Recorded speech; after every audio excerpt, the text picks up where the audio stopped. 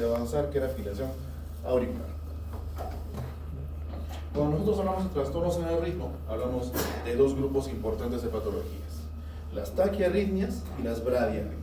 ¿Ok? Las bradiarritmias son un tipo de trastorno en el ritmo que no tienen una implicancia clínica importante. Tienen complicaciones, sí, ¿ya? Pero que no tienen la importancia para ser vistas, al menos ahora en lo que es semiología. Lo que sí es importante ver son las taquiarritmias. Y dentro de las taquiarritmias, la que hemos decidido nosotros, que es importantísimo que ustedes conozcan, es la fibrilación auricular. Porque la fibrilación auricular es la taquiarritmia más frecuente estadísticamente que se presenta en las patologías o en los pacientes que presentan este grupo de patologías, ¿no? ¿Y por qué fundamentalmente la fibrilación auricular? Fundamentalmente es importante conocerla porque esta patología no solamente condiciona un trastorno del ritmo, sino tiene complicaciones cardioembólicas. Entonces, la presencia de esta patología en el paciente hace muy probable que el paciente empiece a producir émbolos. Y esos émbolos viajen por la vía circulatoria a cualquier parte de la economía. Se pueden producir infartos renales, se pueden producir infartos mesentéricos, se pueden producir incluso infartos de miocardio, pero dentro de lo más catastrófico para el paciente y para su calidad de vida, ¿ya?, están los eventos cardioembólicos o los strokes isquémicos cerebrales, ¿ya? Entonces, por eso es importante que nosotros conozcamos la fibrilación auricular.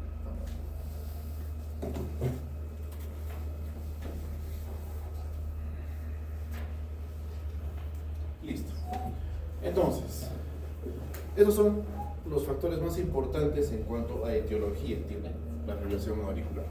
Tiene que ver mucho con los factores de riesgo que presenta el paciente durante su vida, factores adicionales como otras patologías que se pueden dar y afecciones crónicas o dadas por la edad. Entonces, dentro de los estilos de vida tenemos que ver, por ejemplo, consumo de alcohol, hábito tabáquico, factores de riesgo como dislipidemias, obesidad, etcétera, etcétera.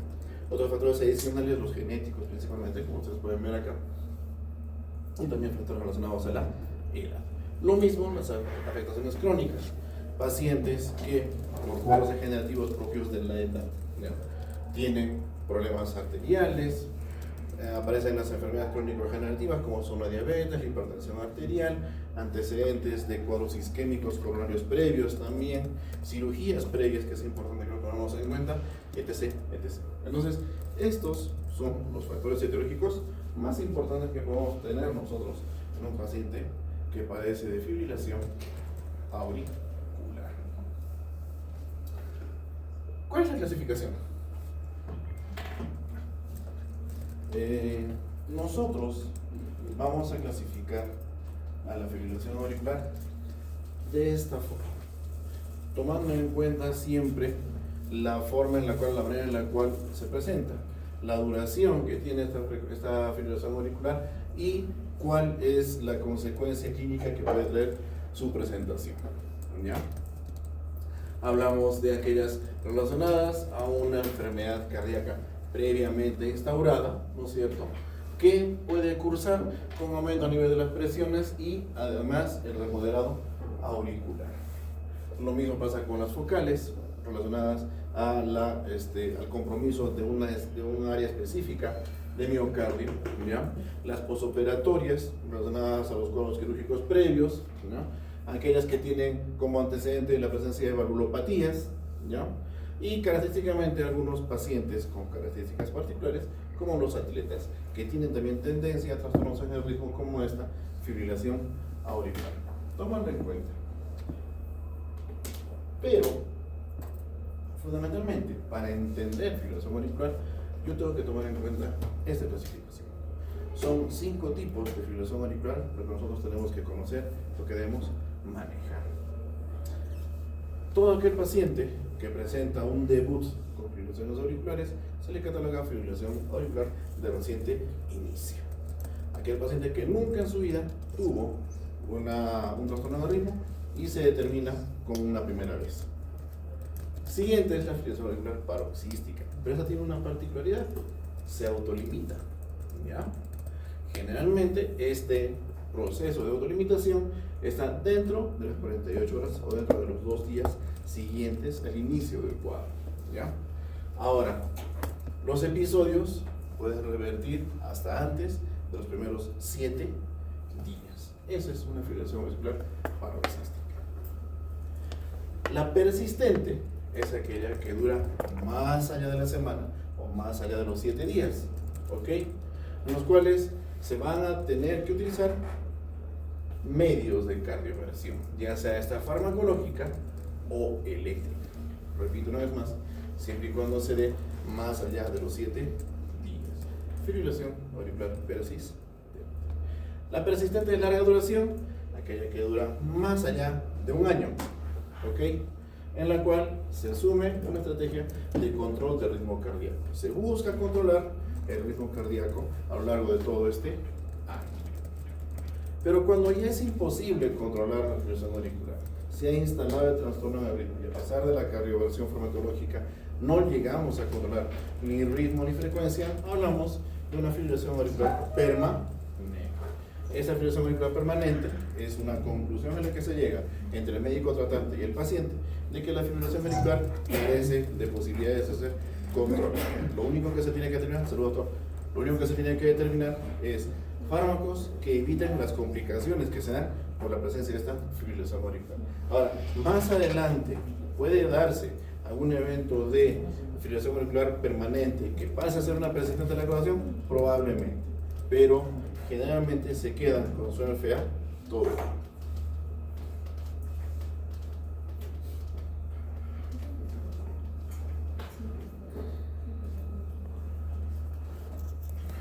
Esto es lo que yo voy a encontrar cuando hago un examen físico de un paciente con fibrilación auricular.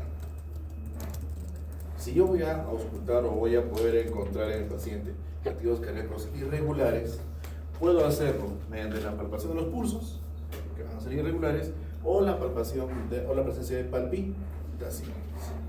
¿Ok?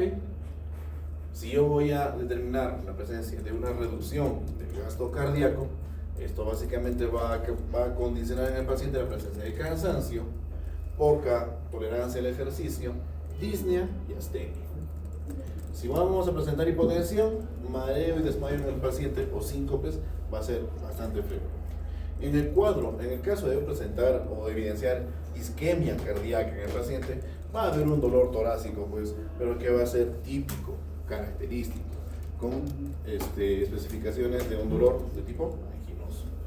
Y aquel que presenta mayor riesgo de formación de coágulos, si yo voy a presentar esta posibilidad, debo estar pensando que el paciente puede estar frente a un accidente cerebrovascular, un accidente isquémico transitorio, ya sea fundamentalmente de naturaleza tromboembólica.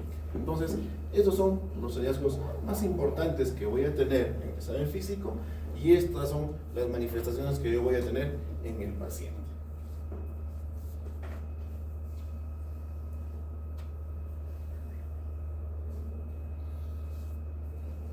¿Qué es lo que ocurre en el momento de la presencia de una fibrilación auricular?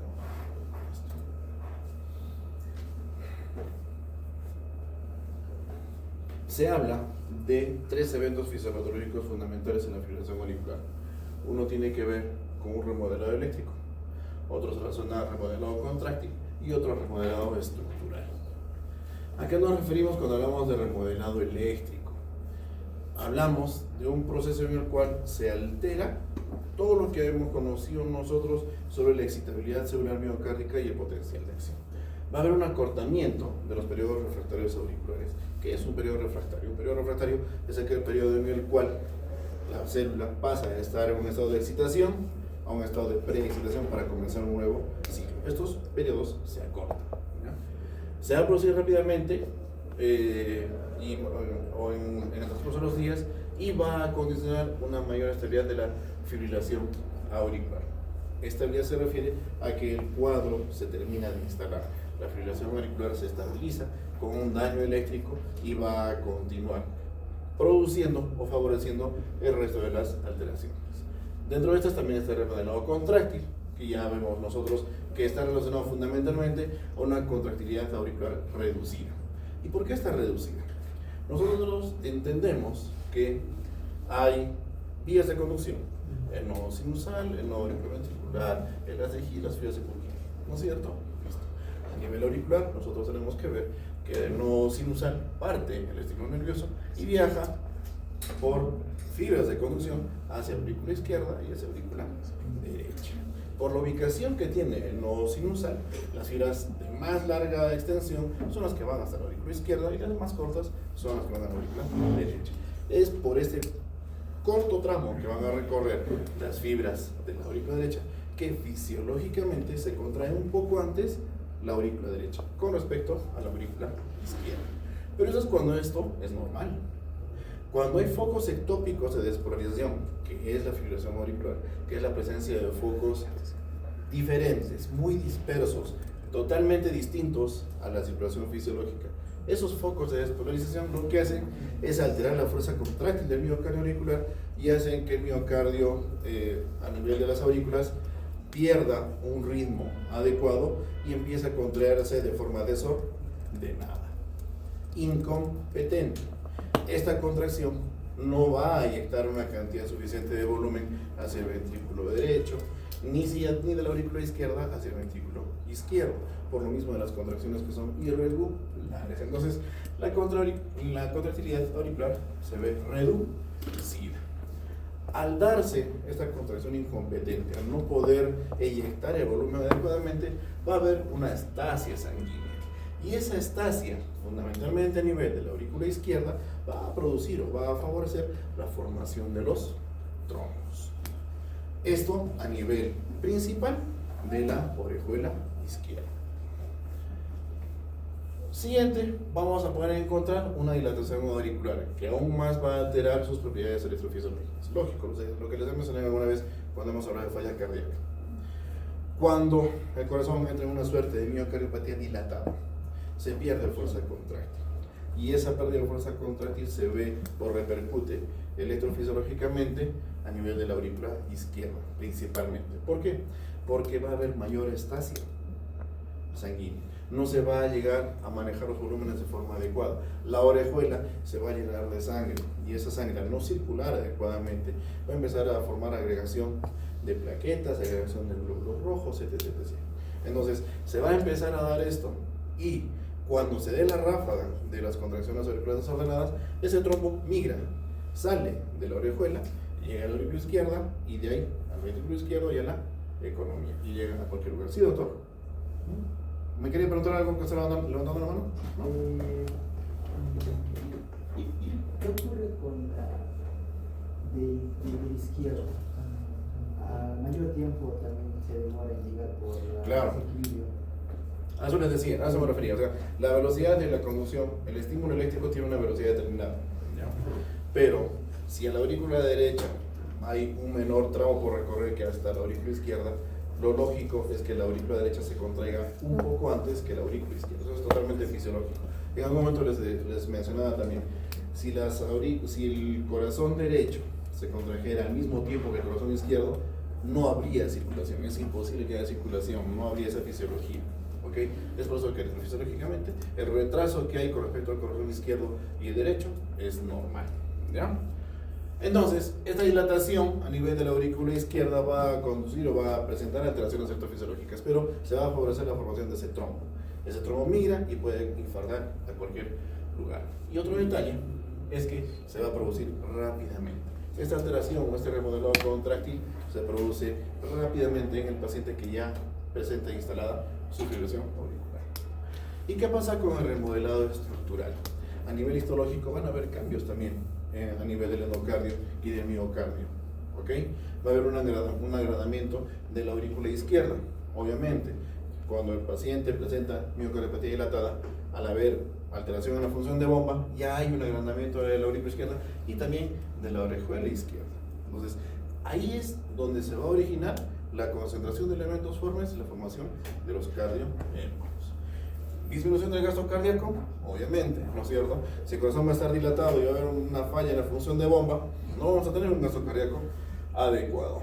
Y producto de este remodelado, se van a dar durante el tiempo o durante los siguientes meses manifestaciones clínicas iniciales en el paciente, que después, cuando llegue a un grado de descompensación máximo, se van a instalar. Muy bien. Y a ver acá.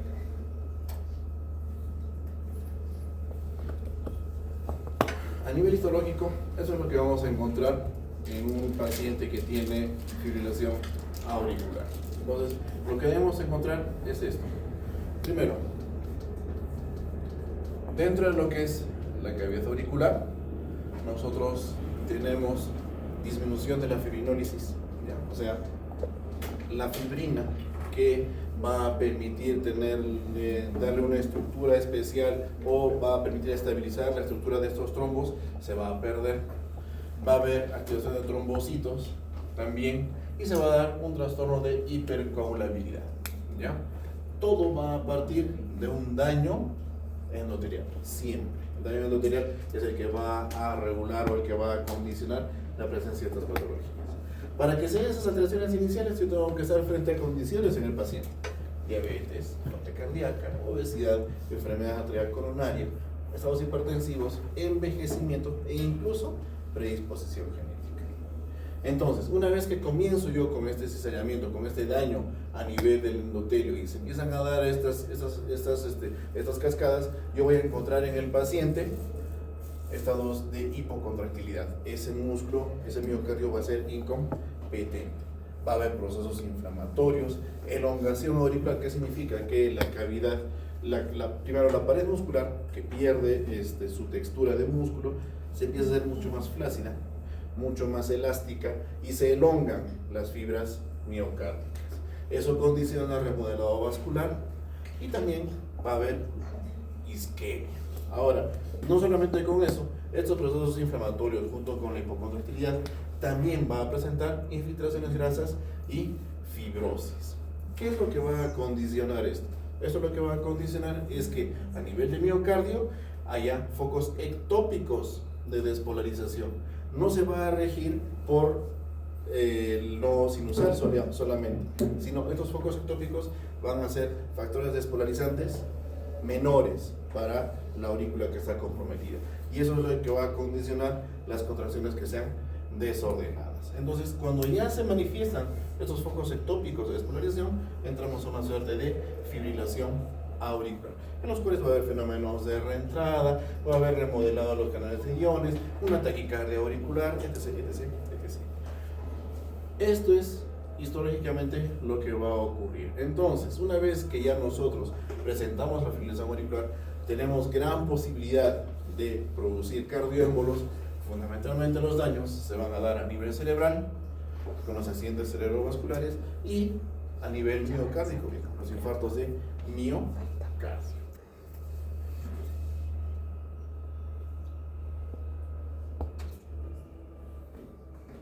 Listo. Entonces, para hacer diagnóstico, ¿qué es lo que nosotros tenemos que utilizar de inicio? Importante en la historia clínica. En la historia clínica no vamos a poder hacer absolutamente nada. Tengo que recoger datos del paciente, determinar sus antecedentes, si es que hay carga genética o no, familiar fundamentalmente. Debo determinar en esta historia clínica si hay inestabilidad hemodinámica y cuál es el cortejo signo-sintomático con el cual viene el paciente. Si hay algún factor precipitante, si hay riesgo de stroke o necesidad de anticoagulación inmediata o previa, frecuencias cardíacas y necesidad de control de frecuencia, evaluación de síntomas y decisiones sobre el control del ritmo cardíaco. Entonces, en resumidas cuentas, cuando yo hago la historia clínica, ya debo tener la certeza si estoy frente a un trastorno del ritmo o no. Si este trastorno del ritmo es una taquicardia, una taquiarritmia o una bradiarritmia. Y si es una taquiarritmia, debo determinar con un EKG o de repente un ecocardio si estoy frente a una fibrilación auricular. Y si es así, tengo que empezar a ver manejo terapéutico, ya sea anticoagulación, control de ritmo y control de frecuencia. Eso como la evaluación inicial.